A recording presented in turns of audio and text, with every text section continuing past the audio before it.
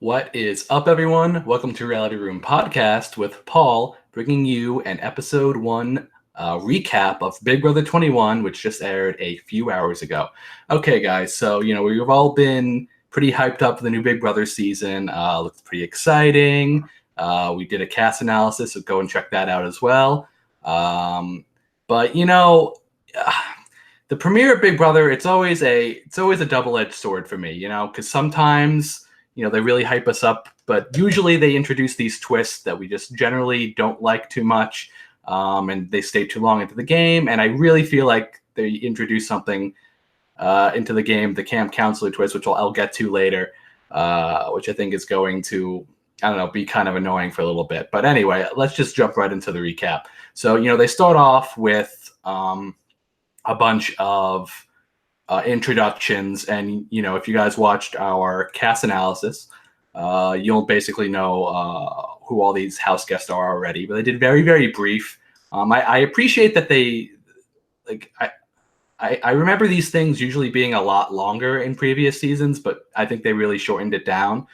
They spent maybe like 60 seconds on each person, which is I think is absolutely perfect, considering they do like all the interviews preseason anyway, so we really do get to see how all the house guests are before the season even starts, rather than having to show like 3-minute videos of them. But anyway, there was some interesting little tidbits that I took down, some notes anyway. So Jackson, I didn't know he was like this huge gun guy. I mean, I thought that was kind of weird.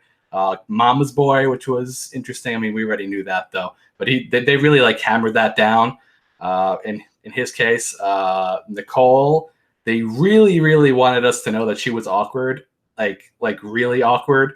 Like I remember that exchange with her dad was just like really, really weird. Like you can definitely tell that they are not actors at all. Like they've probably never acted in their lives. Other than that, Tommy, don't tell people you're a super fan. I mean, we already knew that about him. Let's see. Kemi, reformed mean girl. It lasted for maybe 2 weeks before she reverted back. So, this is just reinvigorating my opinion of Kemi. She's going to be extremely fun to watch in the house. She's going to be very entertaining. Just overall, just a joy to watch. I'm sure she's going to be bringing all the drama. Some people, it may rub people the wrong way in and outside the house, but at least she'll be the center of attention, at least hopefully. I could definitely see her getting into a couple of fights for sure. Anyway, so, the first 8 walk into the house, and the first 8, the first 4 rather, that walk into the house are Tommy, Catherine, Jack, and Nicole. So those are the 4 that walk in first. Right off the bat, just general talking. Not a lot really goes on. Eventually they have the other 4 go in, and then we have Ovi and Jackson kind of like saying, oh, we're both from Tennessee, and then Jackson goes on a side and he's like, oh, and this is like the theme of the episode, I think, at least through the terms, like through the lens of Jackson. It's like, oh, I think I'm a big target, so I need to do things to make sure I'm not a big target. I mean, I don't actually understand where he got this from. Like, it's literally day one. He's already thinking he's a big target. But anyway, he's talking to Ovi, and they relate about both going to the same college. And he's like, oh, this is a connection that I can use because I thought I was going to be a big target early on. So maybe with this, I'll be less of a target because I relate to someone on some personal thing. And I'm like, okay, that's kind of weird, but whatever you got to do, Jackson. Whatever you got to do. There were probably 3 Aquaman jokes, like just in the first 15 minutes, and about 3 more during the introductions. So I think Aquaman is going to be a huge theme this season for Jack. Honestly, they literally overplayed it already, episode 1. So I'm hoping we never have to hear about it again. Because I mean, everyone knows he looks like Aquaman. I mean, like everyone knows that at this point. You don't have to tell us 6 different times in episode 1. Maybe say it once or twice, episode 1. again, episode 4, maybe have him dress up like Aquaman, one of the superhero comps. BB Comics is going to just be him as Aquaman if he makes it that far. I mean, it's fairly obvious. All right. Anyway, let's see. So then they introduced the next 8 house guests. Basically, it wasn't too much interesting about them. The Christie thing, she said that she just got out of a long-term relationship, and a lot of people did research before this season, and they discovered that this happened to be Tommy's aunt, which was revealed in the episode, actually, when she walked in. Like, they both thought it was like an awkward little thing. We don't know if this was planned by production or not. Like, I remember seeing a couple of funny tweets of people saying, like, how can production turn this into a twist that they planned or something?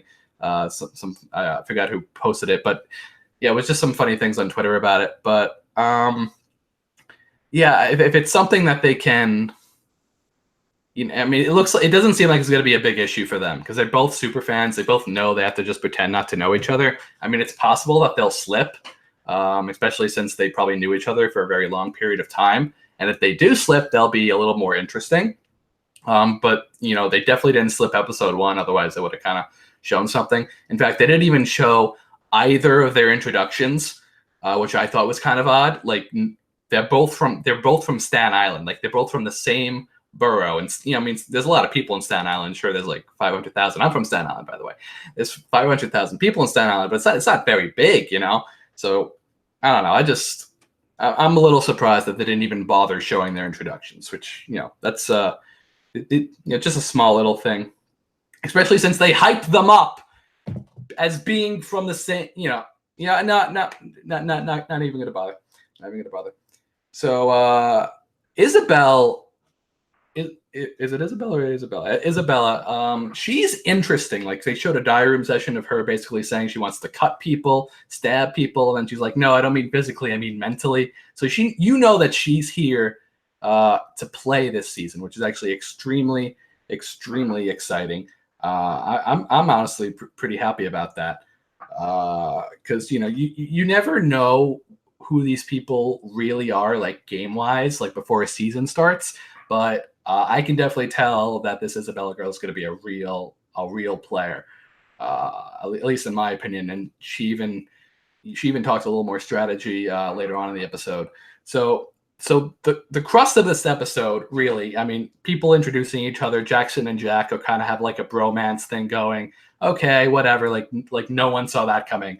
Oh, like a bromance happening between 2 of the bro guys. Like, what a surprise. Not. But it is kind of interesting that their names are just Jack and Jackson. I guess their alliance is just going to be called Jacks. Oh, the Jacks. Yeah, that works. Oh yeah, they could be like the like the Jackson, like a deck of cards or something. All right, yeah. See, I'm already coming up with good alliance names. It's whatever their inevitable final 2 deal will be.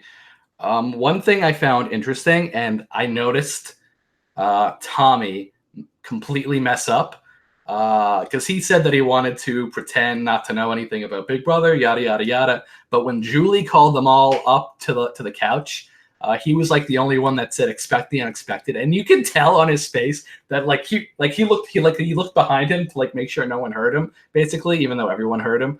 So he was trying to he's like, oh shit, I messed up. I wasn't supposed to know exactly what the saying was, the popular Big Brother saying. And speaking of like the theme for this season, so we're going to talk about the camp now, and that's because we're going right to the camp counselor twist. I thought it was an interesting twist. I mean, they basically designed the house kind of like it was a summer camp. A lot of people had their complaints about how they designed it.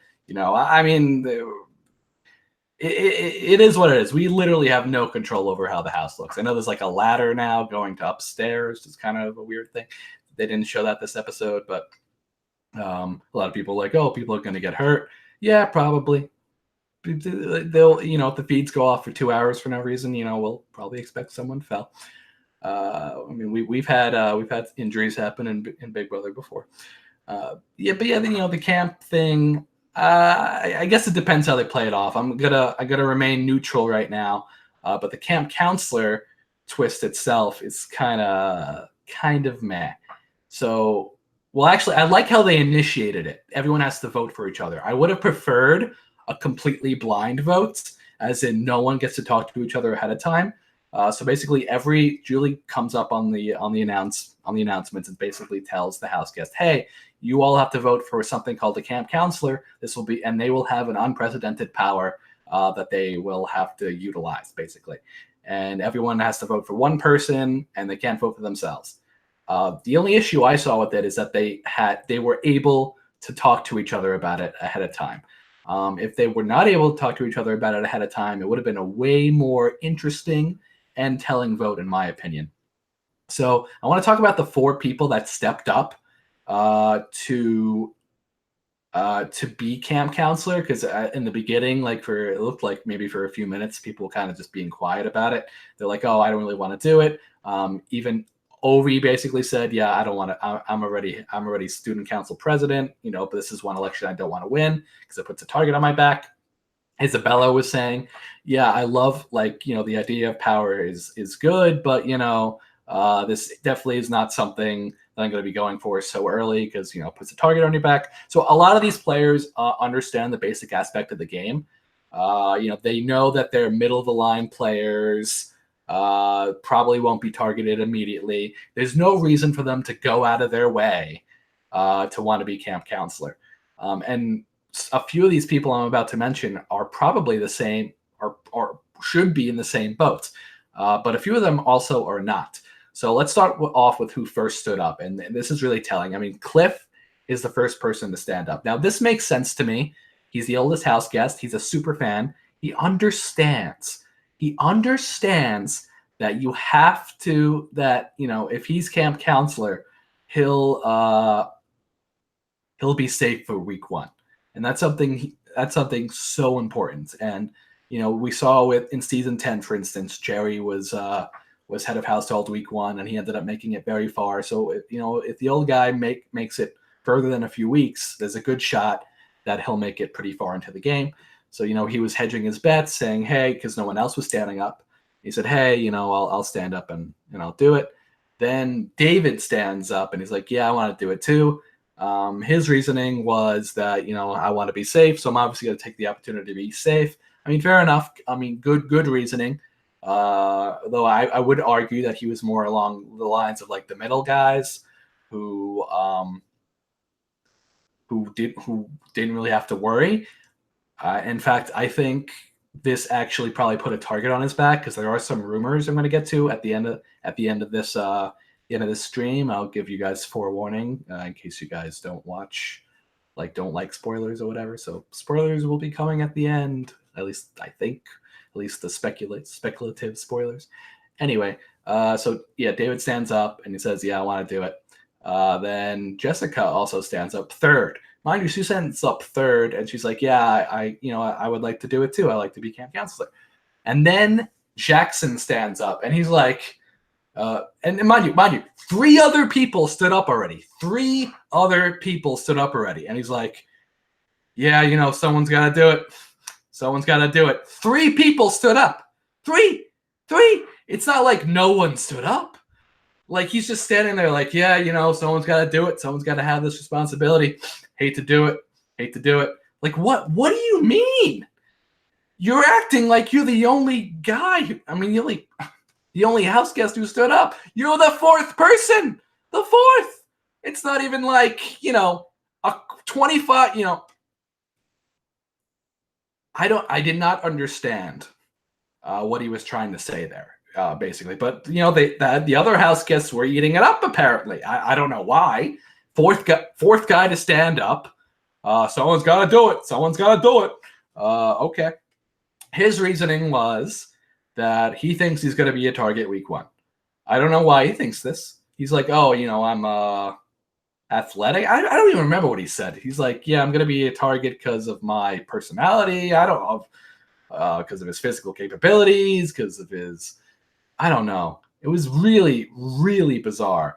I don't understand where he was coming from at all, but we'll get to that when he starts campaigning a bit more. So first of all, the only two people that really gain steam when it comes to the camp counselor vote are Jessica and Jackson, which is bizarre again to me because they were the third and fourth people to stand up. Cliff and David should have realistically think about this logically. The first two people that stand up, really, they must have made such a little impression on the house that people didn't even bother. I mean, it's amazing to me. It's absolutely amazing. What did we saw what David said. We saw what Cliff said. Cliff probably could have been a little more. I think if Cliff worded it the way Jackson did, because Jackson, who stood up fourth and said someone's got to do it. If Cliff just stood up and said someone's got to do it instead of saying, I don't want to go home week one, flat out, I think he possibly could have won. A lot of that just has to do with wording. Let me know down below if you agree or disagree with that. I mean, that's just my take on it. I think Cliff could have had a good shot if he worded things better, but he didn't. David, I don't understand why he didn't gain steam. Just bad luck. Edited television show, so we don't actually get to see. We didn't get to see a lot of the conversations regarding that. Anyway, so people decide. All the girls and Tommy are all basically in one room, and they all decide to vote for Jessica because girl power. Woo!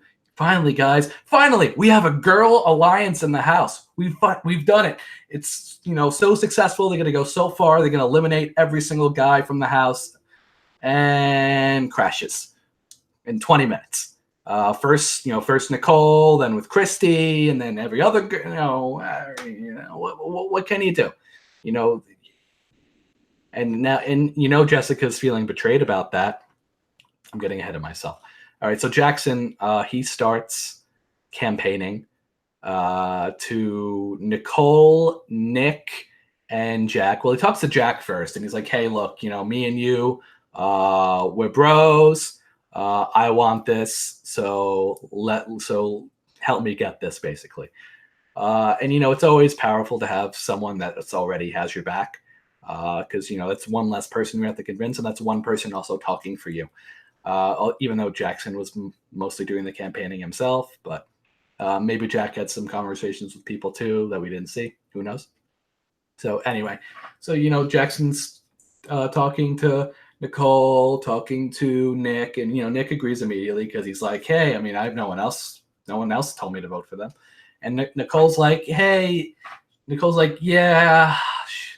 shoot, I want to vote for Jackson because if I tell Jackson this, then he's going to be really mad, and he seems like the kind of guy that definitely holds a grudge." And what, Jessica doesn't seem like she'll hold a grudge? I mean, it's just, I don't know. It is what it is. And Nicole was, I guess, hedging her bets. You do what you got to do in Big Brother. Everyone that voted for Jackson did everything they had to do to stay alive. It sucks, but it is what it is. They call Christy in, they call Tommy in. I'm not sure if Tommy actually voted for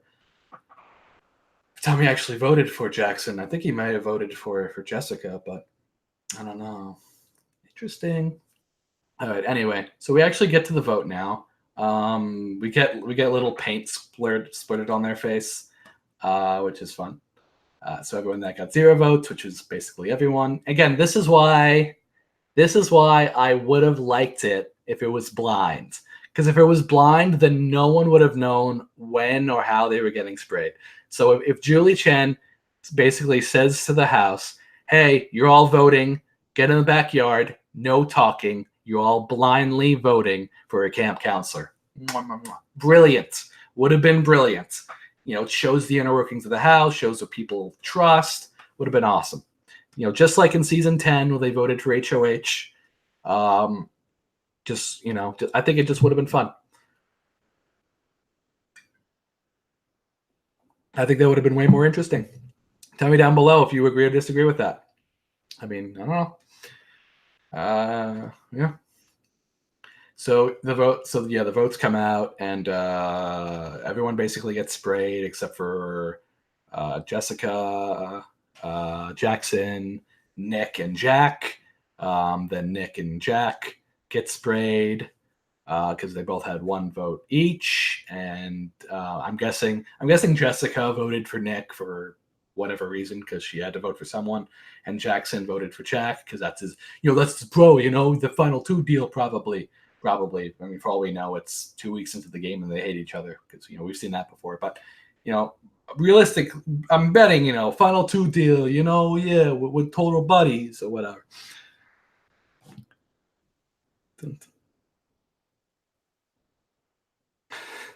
All right, then we get to the vote, and then Jessica gets sprayed, and she has 4 votes. Sorry, guys, I was just reading some of the chat stuff down below.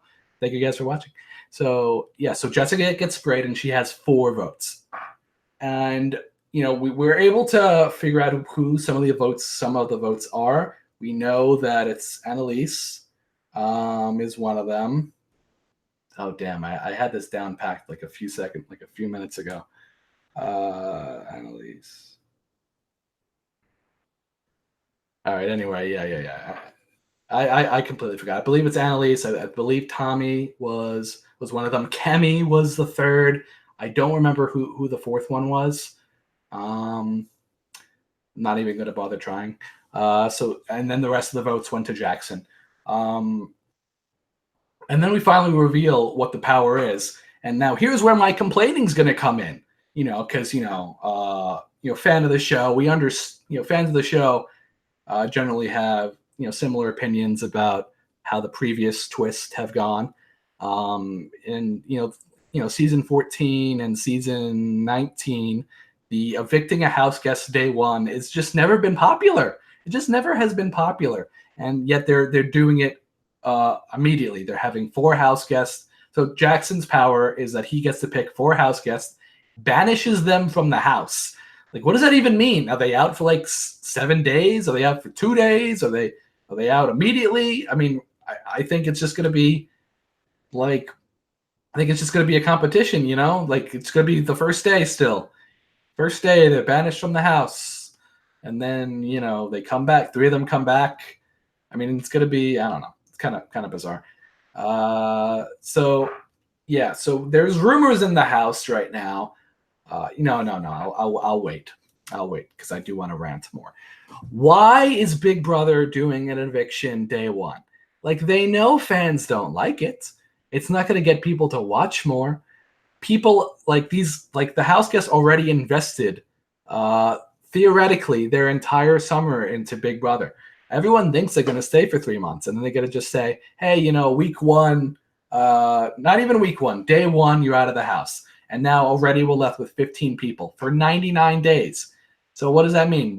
That really means we're getting cut out a double eviction. That's all that really means. There's going to be 15 house guests, or even worse. There's an even worse possibility here. They have David they do a pre-jury buyback, and they have David just stay in sequester for 30 days.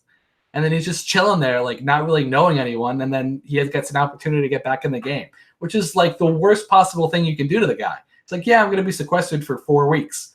Oh, I'm saying David shit. Okay, so I'll say it right now. So there's some rumors going around that David might be the first person who was eliminated. And spoiler alert, like, it's just a rumor right now, though it's pretty credible. I hate to have spoiled that, but I just get too excited with my rant. But yeah, so I'm just from where I am right now, I'm just gonna say, yeah, I'm just gonna say it's David, just so it's easier for me to proceed here. So yeah, David's just gonna be, so David could possibly just be in sequestered for like a few weeks if there's a pre-jury buyback. And why would you do that to the guy for 4 weeks? Out day 1 just to have a chance back in the game? So stupid. I hope they just let him leave. I hope they just let him leave. Go home. So he can take pictures with his, whatever he does his photography on. Whatever. All right, so Jackson's strategy here. I'm trying to think about who he should pick. A lot of people are saying on Twitter that he should pick the 4 people who did not vote for him. I think that's a solid strategy to do. Though I also think Cliff, Jessica, and David are also 3 potential targets because they both basically said that they wanted to be camp counselor. So, Jackson can go a couple different directions here. He can say, oh, these 3 stepped up and wanted to be camp counselor. That means these 3 people are natural leaders. Jackson, like him or not, I thought, a lot of his reasoning this episode was off. But I think he's a reasonable person, like strategically wise, at least when he has power. Whether or not he should have it, that's a different story. I don't think he had to have become camp counselor. I think this is going to put a target on him, and people aren't going to like him. And now Jessica hates half of the house too, because half of the house said that they were voting for her. And there's a lot of drama in the first episode. But yeah, I think Jackson's gonna. So Jackson can go 2 directions. He's gonna pick people that didn't vote for him, or he's gonna pick people that that are the natural leaders in the house, the people who stood up and said, "Yes, I want to be camp counselor," because those are direct threats to him, who is also a direct leader. Okay, direct leader stands up, says, "I want this power, give it to me. For X, Y, Z reason." And now it's Cliff, that's David, that's Jessica. That's those 3, and that just need one more. He'll come up with something in his head, I guess. All right, so that's my recap of the episode. Mostly it was just me ranting and complaining. That's what you get here. That's what you get. I am excited to see what happens tomorrow. I do think it's going to be David going, unfortunately. Which means Jackson is strategically choosing like the leader types. I think that's a solid move for him to do because people have a reason to. So, yeah. Oh, I think someone said in the comment about the slime to the face was like knocking some people out. Yeah, I think Isabella kind of got like knocked on the floor. That was a quick funny thing that happened in the episode. I'm focusing too much on the negatives here. I mean, there was some nice comedic moments. Potential showmances. I didn't even mention the potential showmances, but honestly, anything anyone says about each other day one doesn't mean anything at all. Like they'll end up with whoever they end up with. That's just the story of Big Brother. But yeah, I think Annalise was into like Jack. Everyone was into Jack, honestly. Someone was into Annalise. Yeah, Jackson was into Annalise, I believe. So that could be a potential showmance, though I doubt it.